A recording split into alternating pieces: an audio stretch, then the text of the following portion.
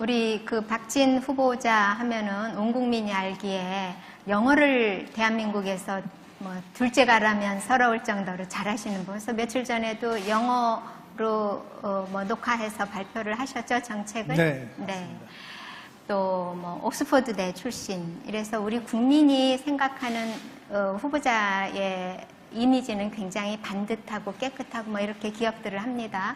그래서 사실은 저는 정책으로 교육 정책이 좀 나와줄 줄 알았어요. 그런데 3대 정책에는 교육이 빠져 있더라고요.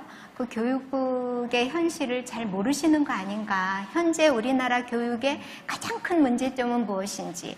대한민국이 사실은 교육으로 흥했지만 교육으로 지금 망해가고 있거든요. 그래서 그 부분에 대해서 교육 정책 혹시 준비하셨는데 발표를 못 하신 게 있으면 발표를 좀 해주시기 바랍니다.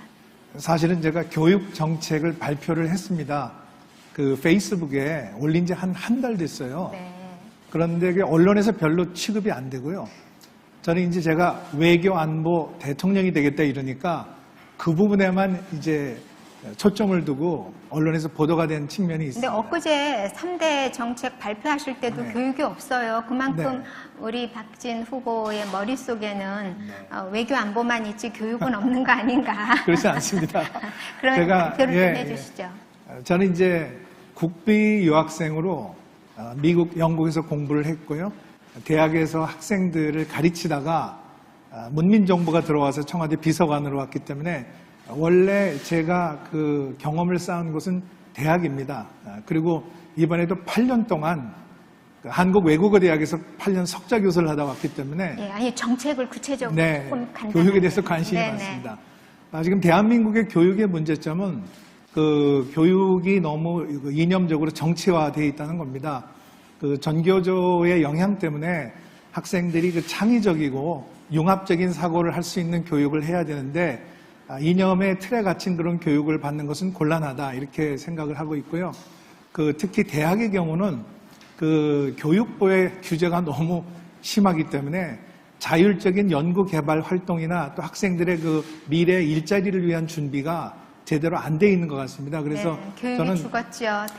그리고 대학도 그렇고. 교육부에서 대학을 떼어내야 된다 이렇게 생각하고 아이들이 학교 다니면서 그래도 시험도 보고 실력 평가를 받아야 될 텐데 자유학기제라는 걸 하면은 아이들이 풀어질 수 있지 않습니까? 그리고 고등학교 때도 학점제로 해서 아이들이 나름대로 자기가 하고 싶은 공부를 제대로 준비를 해서 우리 교육의 그 수준을 올릴 필요가 있고 그렇게 공교육이 올라가면 사교육에 대한 필요가 줄어들면서 사교육비도 줄게 된다 이렇게 생각합니다. 네, 이번에 얼마 전에 통과된 법 중에 사학법이 개정이 됐습니다. 그 내용은 알고 계십니까? 네, 사학법. 네, 그 내용의 문제점에 대해서는 좀 알고 계세요? 뭐 구체적으로 어떤 사학의 네. 인사권이라든지 이 사회의 네. 그 권한 그런 것들을 다 없애버렸습니다. 징계권도 없어지고 네. 그런 부분에 대해서는 어떻게 생각하세요? 박선영 의원님 저하고 사학법 때문에 우리 길가에서 반대 풍찬 노숙도 많이 하신 분이기 때문에 제가 잘 알고 있습니다. 사학이 제대로 살기 위해서 이런 그 정부의 간섭이 최소화로 줄어들어야 되고요. 또 지금 그 대학이 통폐합을 해야 되지 않습니까? 학생들이 많이 줄고 있기 때문에 그랬을 경우는 그 사학을 운영하시는 분들이 그 재산 처리나 또는 이 자녀 이런 그 잉여 재산 이런 것들은 그 사학이 자녀 재산 귀속할 수 있도록 이렇게 해줘야 통폐합이 제대로 이루어지지 않겠는가? 그러니까 잘못된 거죠. 잘못된 겁니다. 그러면 대통령 되시면 어떻게 하시겠습니까? 그렇게 되면 이제 저희 그 정당과 상의를 해서 국회에서 사학법을 폐지하든지 개정하도록 그렇게 하겠습니다. 네. 제가 질문. 네, 잠깐만, 요 사학법과 관련해가지고요. 그 얼마 전에 그 조국 전 장관의 동생이 교사 채용 문제로 구속이 된 적이 있거든요. 네. 그런데 그것은 이제 사학의 횡포고 전횡이죠. 예를 들어가지고 거기 그 자리에 들어가야 할 다른 사람들이 정당한 실력을 가진 다른 사람들이 그런 편법 때문에 떨어졌단 말이죠. 근데 이런 사학의 횡포 같은 건 분명히 존재하지 않습니까? 그런 상태 속에서 사학법을 폐지해야 한다라고 한다면 이런 사태는 단지 여기만이 아닐 거라는 겁니다. 굉장히 일반적으로 일어나는데 이런 문제는 어떻게 해결하실 겁니까? 뭐 잘못된 부분은 개정을 하든지 해야 되겠죠. 그리고 그 사학 내부에서 일어나는 이런 그 비리나 또 불공평한 것들은 그 개선을 해 나가야 되겠습니다. 그 비리의 핵심적인 게 채용 비리잖아요. 네. 그렇죠? 그 지금 젊은 청년들이 가장 그 불공정하다고 생각하고 분노하고 있는 부분 아니겠습니까? 그러니까 그래서 이제 사학법 중에서 그런 부분들이 지금 들어가 있는 거거든요. 근데 그걸 네. 폐기를 해버리시면은 지금 그 사람들이 저지르는 그 채용 비리 같은 거 그냥 다 허용해주자. 사학의 자율권이라는 이름하에. 그거는 아닙니다. 그건 누가 봐도 상식적으로 그런 채용 비리 같은 것은 없어져야죠. 근데 그건 사학법이 아니더라도 그것은 그 학교 운영에 있어서 그 아주 기본적인 원칙이다. 문제는 그런 비리가 그냥 일과적인 게 아니라 하나의 시스템 속에서 벌어지는 비리라는 거거든요. 그러니까 그 시스템을 고치려는 어떤 다른 대안이 있어야지 그걸 폐기한다라든지 해야 될 텐데 네. 그 대안 없이 폐기만 해버리면 그런 시스템이 계속 온전하는 거 아닙니까? 네. 그거는 뭐 교육 그 정책의 방향과 또 대학 내부의 그 자정 기능에 달려 있다고 생각을 합니다. 그래서 제가, 다른 법으로도 얼마든지 질문 좀 드릴게요. 가능하고요. 네. 그 메인 그 공약을 보니까 5 3개를 내세우셨더라고요. 네. 이게 저는 딱 보면서 이거 MB의 747인데? 나랑 똑같은 경제 성장률 5%, 국민소득 5만 달러, G7에서 G5로 향해 이거 맞죠? 네, 맞습니다. MB 이명박 대 후보가 그때 그러니까 경제 성장률 7%, 4만 달러, G7 이거 카피하신 거 아닙니까 일단? 아닙니다. 제가 그 고민해서 만든 겁니다. 왜냐하면 지금 우리 그 잠재 성장률이 한 2.1% 되거든요. 예. 그리고 내년도 성장 전망이 3%고요. 어제 한국경제연구원에서 나온 거는 3.9%가 나왔습니다.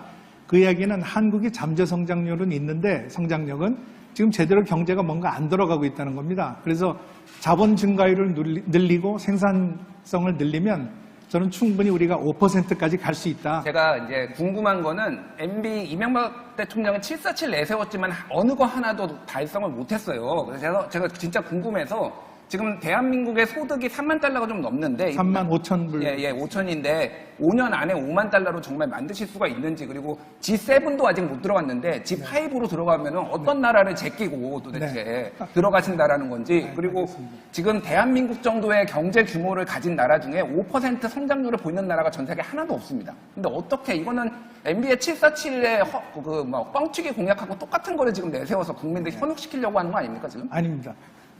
지금 이제 아까 말씀드린 대로 지금은 우리가 뭐 마이너스 성장도 하고 했지만은 내년에 3%, 그 다음에 4%, 그 다음에 5%로 쭉 가면 2027년 제가 대통령이 되고 나서 마지막 임기 때는 5만 3천 불이 됩니다. 4% 성장을 해도 5만 불이 되거든요. 그러면 이제 G5로 가는데 그럼 우리가 따라잡아야 할 나라가 어디냐? 그 GDP 전체 규모로 보면은 그 이탈리아하고 캐나다입니다. 이탈리아, 캐나다를 제끼면 영국하고 접전을 하게 됩니다. 그래서 이제 우리가 뭐 영국에 뭐 꼭 늘 따라가야 될 필요는 없으니까 G5로 갈 수 있다. 근데 그래서 사실은 이런 규모를 가진 나라에서 경제 성장률 5%라는 것은 사실 가능하지가 않거든요. 상식적으로. 왜냐하면 우리가 중국입니까? 지금 중국도 6% 정도거든요. 그런데 어떻게 5%를 가겠다라는 건지 이런 것 자체가 예를 들어가지고 뭐 이명박 대통령을 해서 이걸 하기 위해서라도 뭐 4대강 사업이라든지 뭐 이런 거라도 했는데 지금 그런 시대도 아니고 이걸 어떻게 5%라는 이 고도 성장에 어떻게 보면 불가능한 그런 식의 그 보수층의 이 과거에 굉장히 낡은 사고방식에 좀 호소하는 측면이 있거든요. 그래서 저는 5%를 어떤 주장하는 후보다라고 하면 이거는 좀 이상하다. 신뢰가 솔직히 안 갑니다. 5% 얘기를 하면. 꼭 이래야 되는 거예요. 진 교수님 5%로 가려면요. 노동개혁 필요하고요. 규제 완화해야 됩니다. 예, 다 해도 인재 양성해야 되고 글로벌 전략이 있어야 됩니다. 그거를 다 갖추면 5% 얼마든지 전 갈 수 있다고 생각합니다. 우리가 지금 하나의 3%다라는 것도 사실 OECD 평균으로 보면 상당히 높은 편이거든요. 그리고 아시겠지만은 경제가 고도화되면 될수록 정권 하나 바뀔 때마다 1%씩 떨어지잖아요. 성장률이라는 건. 그건 저는 자연스러운 거라고 보거든요. 너무 급격하게 떨어지지 않는 한. 그다음에 우리가 그런 외적인 성장률이 아니라 내포적인 성장으로 가야 되는데 내년 세계 평균 성장률이 얼마인지 아십니까? 4%입니다. 그러니까 그건 문제는 뭐냐면 그러면 코로나로 인한 기저 효과죠. 예, 그러니까 코로나로 인한 기저 효과고. 그러니까 우리도 코로나19를 빨리 극복을 해야 되는데 그러려면은 백신 접종이 가장 핵심. 그러니까 이 5%라는 게 그럼 코로나 효과로 인한 기저 효과로 해서 5%라는 겁니까? 아니면 일반적인 5%라는 겁니까? 물론 코로나를 극복을 해야 되겠지만 일반적으로 볼 때 아까 제가 말씀드린 것처럼 우리 자본 증가율과 생산성이 2.5%씩 올라가면 되고요. 지금 문제는 뭐냐면 인구 절벽 때문에 저출산 고령화 때문에 노동 증가율이 마이너스 0.5입니다. 그러니까 이거를 0%까지 올리면 두 개를 합해서 5% 만들 수 있습니다. 그 다른 후보님에게서 주제인데요. 공약을 보게 되면 다른 주제 넘어가면 안 될까요? 하나만? 네. 네. 다른 후보들과 달리 사회적 양극화에 대한 해법이 없어요. 이상하죠? 네. 제 공약을 그동안에 이제 소상공인 자영업 대책에 대한 공약, 그리고 청년 일자리, 그리고 이제 경제 성장에 대한 공약을 쭉 했는데요. 거기 보면은 우리나라를 지금 가장 양극화로 만든 바로 그 정책이 소득 주도 성장이라고 생각을 합니다. 소득을 올리면 성장이 올라가겠다. 이건 저는 아주 잘못된 이론이고 오히려 소득이 줄어들고 일자리가 없어지고 양극화가 심화되기 때문에 이런 기본적인 철학과 정책을 바꾸지 않으면 아까 말씀드린 대로 5%로 갈 수가 없다. 근데 그 부분에 대해서는 저는 아주 굉장히 심각한 문제로 받아들이고 있습니다. 하십시오. 공약 중에 통일에 관한 그 공약이 하나 네. 있으시더라고요. 네, 네. 그 내용을 보니까 남북한 주민의 자유 선택에 따라서 통일을 하는 방식을 택하겠다 이렇게 하셨어요. 네. 외형적으로 보면 굉장히 아름다운 문구죠. 그런데 자유로운 선택을 하려면 정보가 들어가야 됩니다. 그리고 자유민주주의의 시민은 기본적으로 well-informed citizen 아니겠어요? 뭐 공부하셔서 아시겠지만 정보가 제대로 들어가야 제대로 된 판단을 하는데 북한은 지금 그 철옹성처럼 되어 있어서 아무런 정보가 하나도 들어가지를 못해요. 그래서 저 체제가 유지되는 것이고 그런데 어떻게 남북한 주민이 자유의사로 통일 방향이라든지 통일 방식이라든지 이런 거를 선택하고 결정할 수 있겠습니까? 네. 우리는 민주주의를 하고 있기 때문에 국민들의 자율적인 선택이 가능한 나라 아니겠습니까? 네. 북한은 지금 그게 불가능하죠. 지금 우리 박 교수님 말씀대로 북한이 세계가 어떻게 돌아가는지 제대로 알지 못하고 있고 세뇌와 공포로 살아가고 있는 주민들 아닙니까? 그렇기 때문에 북한이 필요로 하는 정보를 유입을 시켜야 되는데 이 정보에서 대북 전단 금지법을 일방적으로 밀어붙여가지고 기본적인 표현의 자유와 북한 주민들의 알 권리를 완전히 막아버리지 않았습니까? 차단했죠. 저는 그건 정말 잘못됐다고 생각을 합니다.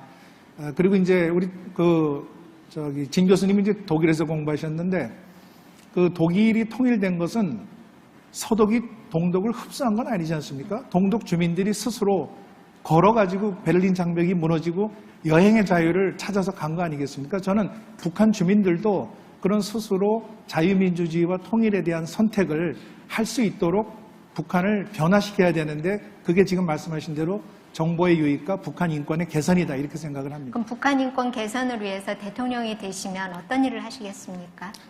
지금 우선 북한 인권재단 이거 제대로 네. 지금 움직이지 않고 있고요. 네. 저희들이 그렇게 야당으로 있으면서 이야기를 했는데 차일피일 미루다가 지금 이렇게 됐습니다. 그리고 그 북한의 지금 우리 국군포로 납북자 이 문제 우리가 해결을 해야 되고요. 네. 그 다음에 그동안에 그 북한의 인권 어떤 그 탄압이 있었고 어떤 범죄가 있었는지 이걸 우리가 차곡차곡 다 정리를 해서 통일이 되는 과정에서 그런 것들을 전부 우리가 처리를 하고 정리를 해야 되겠다 이렇게 생각합니다. ICC를 활용할 생각은 없으세요? 그건 제가 그 송상현 교수님하고 네. 한번 말씀을 드려봤는데 ICC에 있는 그 검사들이 그렇게 하자고 하는 분들도 있는 걸로 알고 있습니다. 그래서 그거는 국제법에 따라서 인도주의적인 비인간적인 행위에 대한 책임을 물을 수 있다고 생각을 합니다. 그것도 우리가 진지하게 검토를 해봐야 될 문제입니다. 네. 공약 발표하시는 걸 봤는데 진짜 모든 후보 중에서 제일 잘하시더라고요. 그랬는데 그러다 보니까 전체적으로 무난한데 그러다 보니까 구체성이 많이 좀 떨어지는 것 같아요. 예를 들어가지고 도심 맞춤형 주택 같은 거 있지 않습니까? 네. 근데 뭐 결국은 재개발 그다음에 뭐 용적률 상승 뭐 이런 거잖아요. 네. 모든 후보들이 다 하고 있고 다른 후보들은 이거보다 훨씬 더 구체적인 공약들을 갖고 나왔거든요. 네. 근데 예를 들어가 이렇게 보죠. 청년과 신혼부부들한테 제공한다는 거잖아요. 그 사람들이 이 집을 어떻게 살 수 있는가요? 국가에서 네. 뭘 어떻게 지원하는 건가요? 네. 제가 만든 말입니다. 그게 도심 맞춤형 주택이라는 게 도심에 있는 고밀도형 주택인데요. 직주 근접이고 그 근처에 환경이 아주 잘 돼 있는 그런 그 주택을 젊은 청년들이나 신혼부부가 선호할 거 아니겠습니까? 네, 그래서 그 청년들이나 신혼부부들이 들어갈 수 있는 금융 대출 지원을 해줘야 되고요.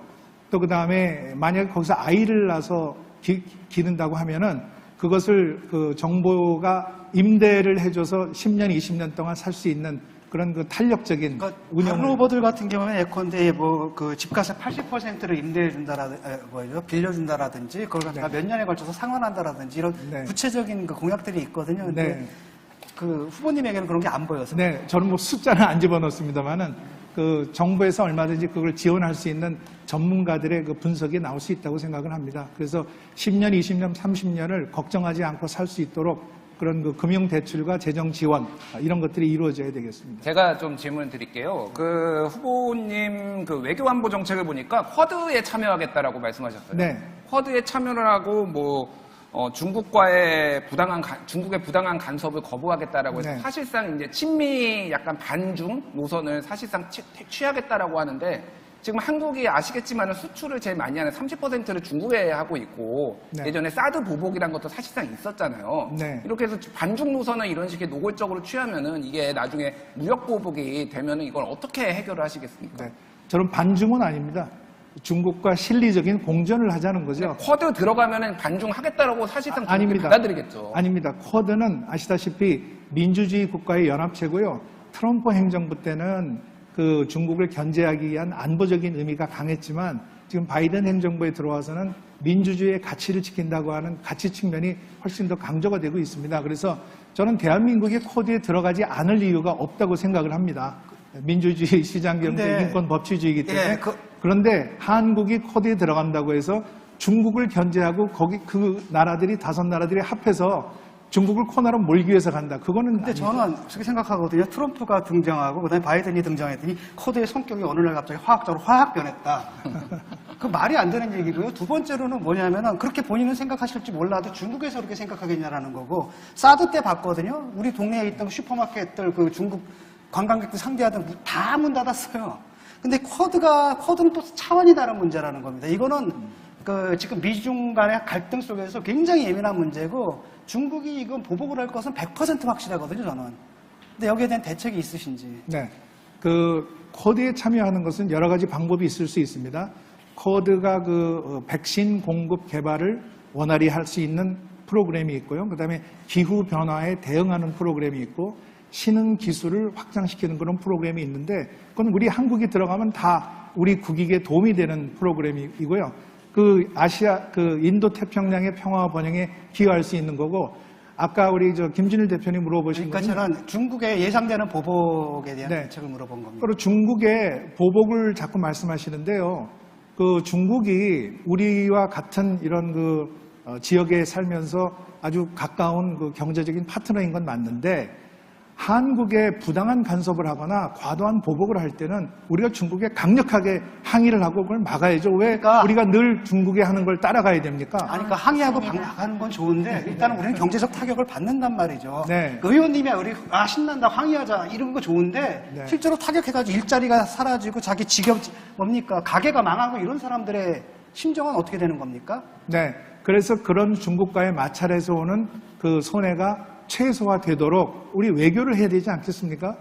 중국에 대해서 한국이 어떤 생각을 하고 여기에 대해서 반대를 하는 건지 설득을 시켜야죠. 그냥 중국이 보복한다고 해서 그게 당하고 있으면 바로 그 외교 되겠습니까? 때문에 우리 정부에서는 그 쿼드에 들어가는 것들을 상당히 모호하게 전략적 모호성을 취하는 거고, 저는 그게 합리적이라고 보거든요. 근데 왜 이걸 깨고, 그러니까 일부 보수층들이 신난다, 우리는 중국하고 맞짱 뜨는 사람이야, 자기들 심리적으로 좋을지 그건 아닙니다. 모르지만 오히려 한국이 쿼드에 들어가서 그 쿼드가 중국에 대해서 과도한 행동을 할 때 우리가 그것을 제어할 수 있는 기능도 역할도 있다고 생각을 해요. 그 그렇기 역할을, 때문에 하는데 그 기능을 한국이 높여야 되죠. 쿼드. 네. 우리가 그러니까 쿼드가 네. 어떤 행동을 취해야 될 건가에 대해서 한국이 나름대로 거기에 의견을 제시하고 다른 나라를 설득할 수 있어야 됩니다. 네. 요즘도 해군 정복 입으십니까? 집에 있습니다. 네. 앞에 두 분은 군 면제자였고, 여기는 해군 장교 출신이시죠. 네, 40개월 근무했습니다. 네.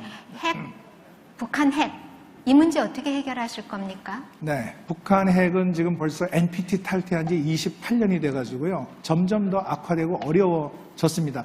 핵실험을 6번 하지 않았습니까? 거기에 대륙간 탄도탄에 잠수함 발사 탄도탄까지 있는 이런 상황이 됐어요. 레드라인을 이미 넘었습니다. 그렇기 때문에 전 방법은 두 가지라고 생각합니다. 북한에 대해서 유엔을 비롯한 국제사회의 공조를 통해서 압박과 제재를 해서 북한이 스스로 내가 이제 그럼 비핵화로 갈 테니 단계적으로 하든지 아니면 그 북한의 그 시설을 IAEA 공개를 해서 사찰을 받고 그다음에 제재를 완화해달라 이렇게 가든지 아니면 우리가 북한의 핵을 억제할 수 있는 우리의 대응책을 강구하는 수밖에 없다. 그 대응책 예. 강구에는 또 여러 가지가 있습니다. 예. 예를 들어가지고 저기 대응 시간이 다 나오는 게 됐습니다. 시간이 다 됐기 때문에 인터넷에 올라온 질문 제가 하나 질문을 아쉬워요. 드리고 아쉽죠. 대충 시간을 보면 맞을 것 같은데요. 자, 이거 제가 그대로 읽지 않고 조금 표현을 변화시키겠습니다. 강남 국회의원을 알고 있는데 박 후보가 서민의 고통을 알 수 있을까라는 질문입니다. 예, 저는 뭐 강남 국회의원이기 이전에 그 정치를 하면서 가장 중요한 것은 어려운 분들을 어떻게 우리가 국회와 국가에서 도와드릴 수 있을까? 어떤 법을 만들면 이러한 그 국민들의 삶이 또 질이 올라가고 행복해질 수 있을까? 이런 걸 늘 생각을 하고 있습니다.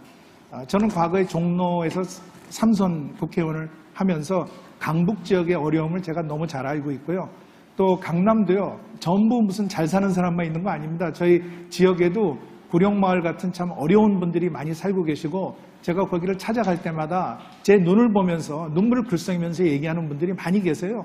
그래서 저는 그런 분들을 정말 도와주고 싶고 우리 국회에서 그야말로 여야 간에 이러한 그 대한민국이 참 행복하고 잘 사는 나라로 만들기 위해서 서로 초당적인 노력을 기울여야 된다 이렇게 저는 생각을 하고 있습니다. 예. 여기에서 이제 그 질문 내용 중에서 이제 그런 질문을 하신 분의 의도도 제가 어떤 뜻인지 좀 알아가지고 제 질문 드린 건데요. 시간이 다 됐습니다.